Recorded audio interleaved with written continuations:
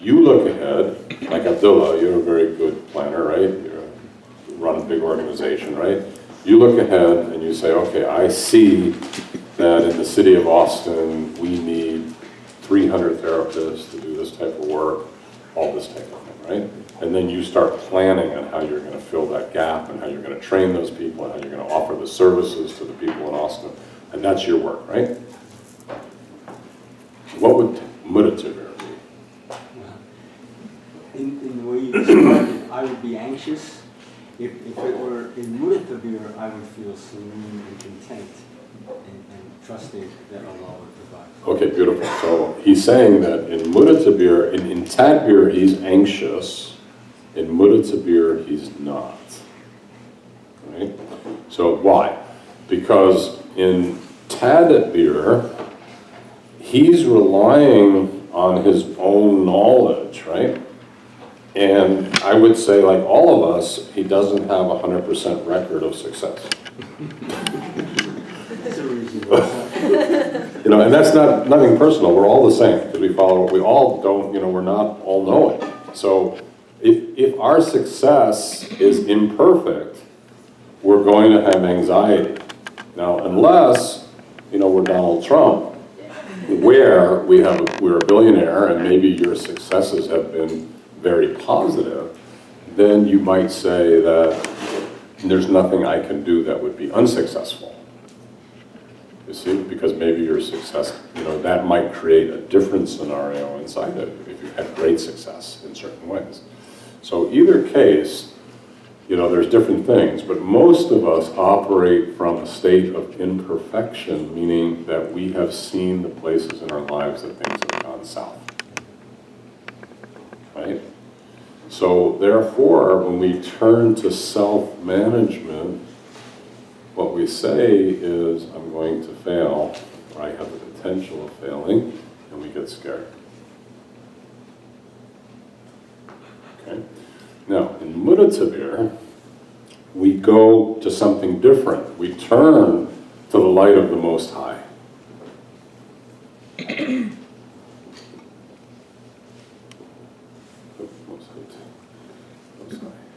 Okay, we turn to the light of the Most High, and we center our heart on the light of the Most High.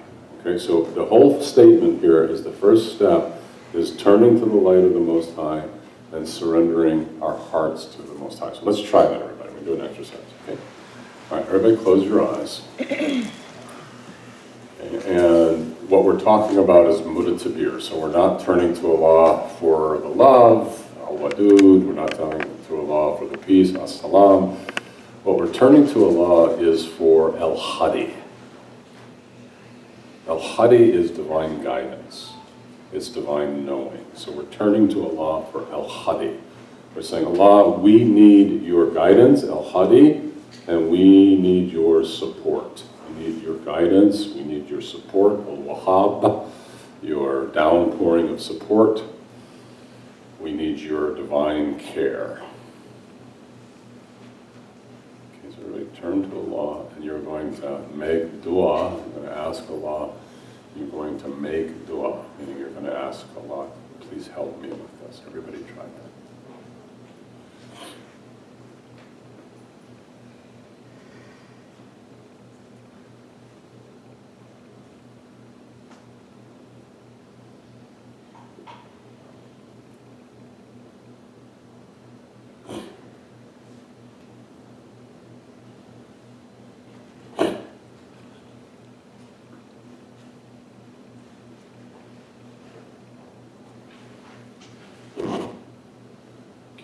Now, when you turn to Allah Most High and you sit with Him in this way, how you know you're there is you have peace.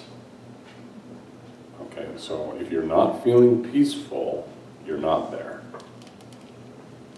Okay, because when you're with Allah, Allah is peaceful. He is peace. He says, I am the peace. So you're turning to Allah, you're sitting with your heart with His light, you've called to Him, you're asking for His support and help, and you're resting in that state. It's a resting state. It's not a doing. There's no doing.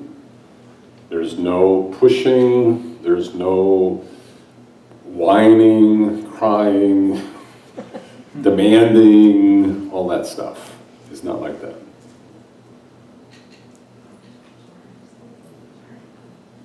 When you're with the law, you don't have to whine. You're relaxed, it's peaceful.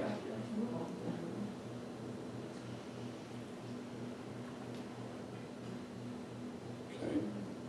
Now, as you sit with the law, remember, it's very important that your heart embraces his light.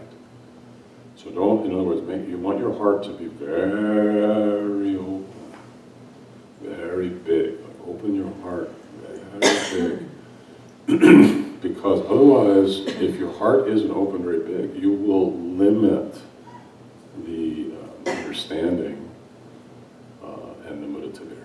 So your heart has to be very open. Everybody try to open your heart a little bit. Imagine your heart opening. If you want, you can take your hands and just kind of imagining the door of your heart opening bigger. And you stretch your heart like a silly putty.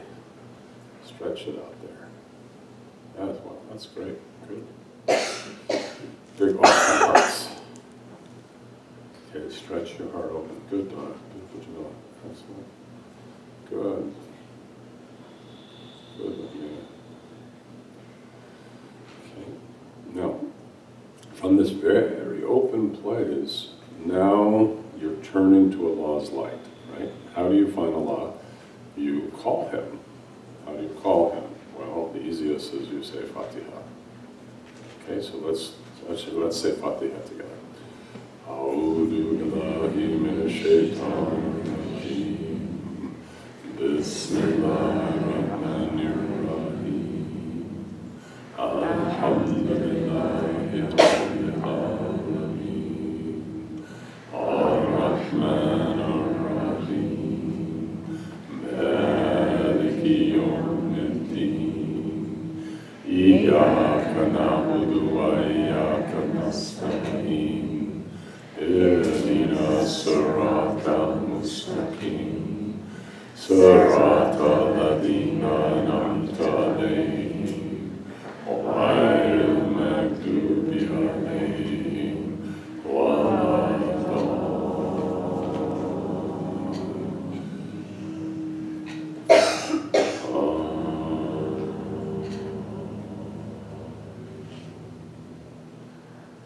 Now just feel, open your heart and feel. You should feel very deep peace, or light, or love. Okay,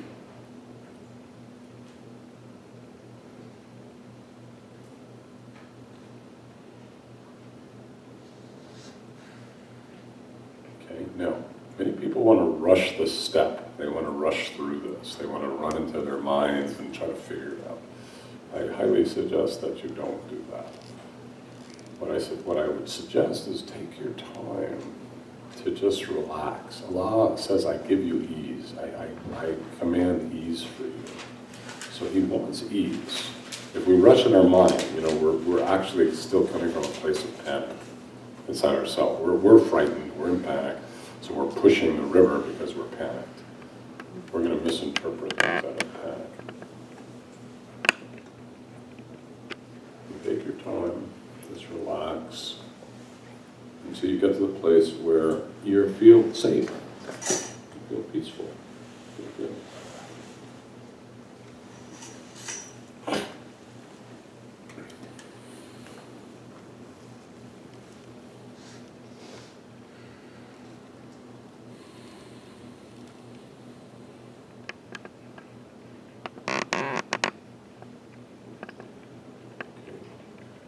No.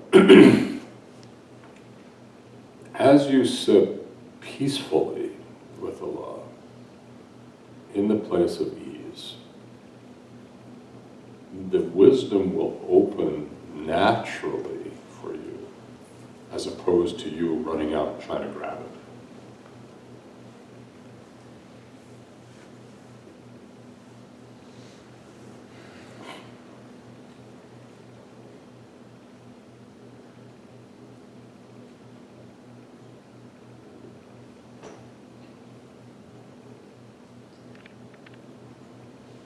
relaxing in there. The more relaxed you are in the presence of Allah, the more honest, clear muditabbir you're going to get. The guidance will be better, your clarity will be better, the outcomes will be better. So take your time, relax, trust. Take your time, be patient.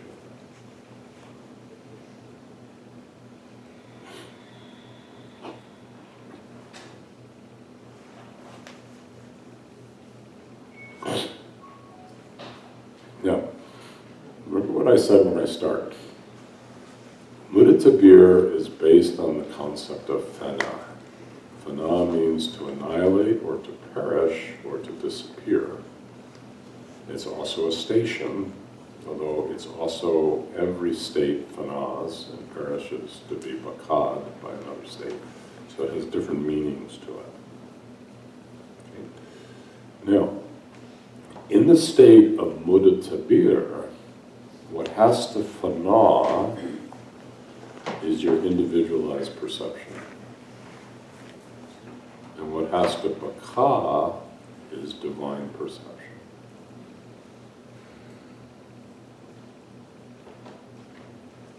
Okay. So, what I want you to do is see if you can, to fana means to thin out. You have to thin out. So it means that as you're sitting with Allah and there's part of you that wants things to be a certain way, or has a sense of life needs to be like this or that. Like you believe it has to be that way. In the state of fana, you thin out, you relax, you relax, you relax, you relax, you relax. And as you relax, all of a sudden, the place where the secret knowledge, the ma'rifa, opens. And in the state of ma'rifa, the light of tadbir is sent to you. It comes through a deep state. Okay, so I'm going to send this to all of you, see if you can pick this up. Okay, it means go deep in your heart. Okay. Let go of the part of you that says it has to be this way. You think it has to be some way. You don't know. You don't know. Okay, you're letting go. Allah, Allah, Allah, Allah. You're letting go. You're letting go of thinking that you know, because knowledge of self is limited, always. That's better. Now, in the state of emptiness, which is the fana state, something can come into you if you allow it. Something comes in. It's a descent. Okay. So see now, there you go. See if you can open and just allow Allah to drop in the knowledge. So it's going to drop on down. And notice it has a different quality when it drops in. The light is different, the tone is different, the beauty is different, the reality is different. Look at the incredible beauty that God sends to you, because the meditative comes in on the light of beauty. It comes in with beauty. That Jamal.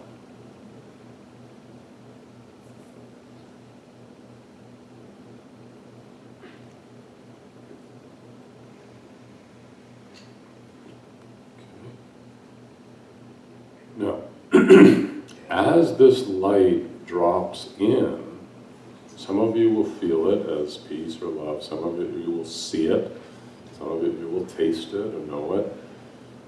What you want to do is, the bottom line is understand it. The bottom line is you have to understand with your heart.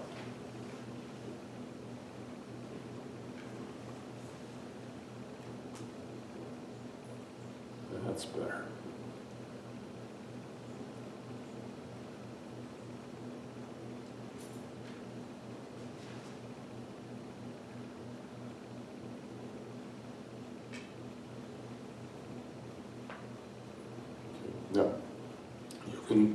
dhikr, while you're trying to understand it, you can say, Ya Allah, Ya Hadi, Ya Alim.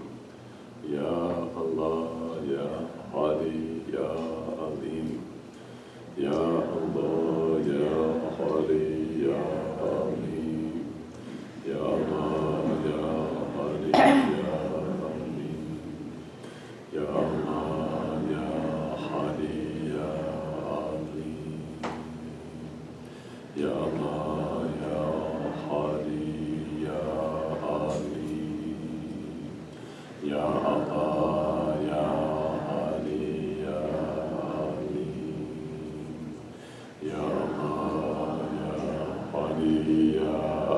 Alim. Ya Allah, Ya Hadi, Ya Alim. Ya Allah, Ya Hadi, Ya Alim. Ya Allah, Ya Hadi, Ya Alim. Ya Allah, Ya Hadi, Ya Alim. Ya Allah, Ya Hadi, Ya Alim. Ya Allah, Ya Hadi, Ya Alim. Ya Allah, Ya Hadi, Ya Alim. Ya Allah, Ya Hadi, Ya Alim. Just feel for a moment again, opening up, feel, you can feel the descent, it's already coming down. You tune into it, you can feel like a very pure light dropping inside it, right?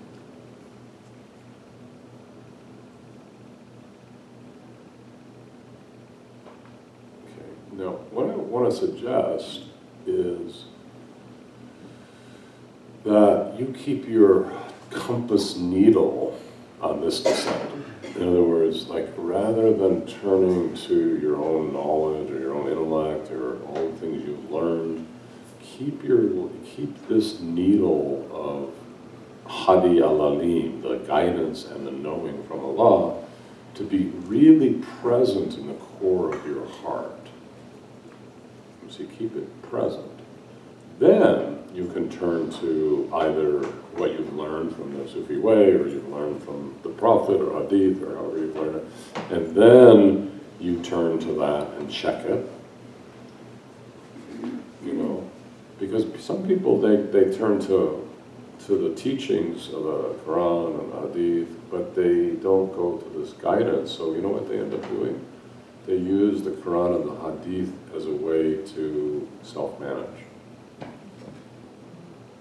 In other words, they turn to the right ayat or the right hadith that fits for what they want, and they find that as a way of justifying their own nafs. So I'm a little concerned about that, because that happens frequently. I do want you to know it, you need to know it, but at the same time, don't take your eye off of this inner compass. You need to do them together. Compass with the teachings with the compass. If you do the compass without the teachings, the shaitan might get in and fool you. The teachings will correct it. If you do the teachings without the compass, your nafs may use the teachings to oppress others. So you have to do them both. They need to be side by side. Like self-correcting, they correct each other.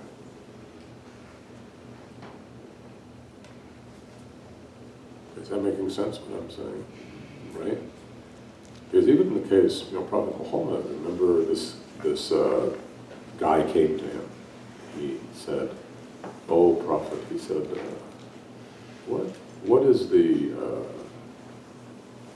what's the word he used? I can't remember. What's the story? I think there's a word he used, but what's the story for if you kill somebody, what is the outcome of killing somebody? And Prophet Muhammad said, if you kill somebody, Allah will put you in the deepest hell and you will reside in the fire forever. And the man was shocked and he walked away. He said, oh my God, I don't want to do that. And he left. And all the companions, Abu Bakr and Ali and Umar, Uthman, they all sat around and they said, oh my God, I never heard him say anything like that before. So where's the mercy? What happened here? Prophet didn't say anything. A few weeks later, another man comes back, same question. He says, oh, Prophet Muhammad, he said, oh, if a person kills somebody, what will happen to that person? And Prophet Muhammad said, oh, my beloved, he said, Allah is the merciful and the merciful. If you kill somebody, Allah will be merciful, and if you can repent, He will pull you out of the fire, and your way will be protected, and you can always trust in the mercy of Allah. So the Ali and the Abu Bakr, they're like, oh my God, this is like direct contradiction. It's like, what is going on here? And they sat and they talked about it, they tried to figure it out. Finally, one of them, I think it was Umar, came to the Prophet and said, excuse me, Prophet, you are the Prophet, but we are having a hard time understanding what happened here. Why did you first tell this man that you will go into the fire forever, and then you tell the second man that you won't, and there's only unlimited mercy? When you say eternal fire, there's eternal mercy. You explain the difference. And the Prophet said, well, he said, for the first man, when he came to me, Allah opened for me that he was about to kill somebody. And by giving him the very strong message of eternal fire, I stopped him from the sin, and because of that, he won't kill that person. He said the second person that came to me had killed somebody, and he needed to know that there was eternal mercy, which there is, otherwise he would have killed himself, and he would have destroyed himself and ended up eternally in the fire. So through my knowledge, what he was saying is through the knowledge, the ma'rifah, I understood their needs and I gave them what they needed.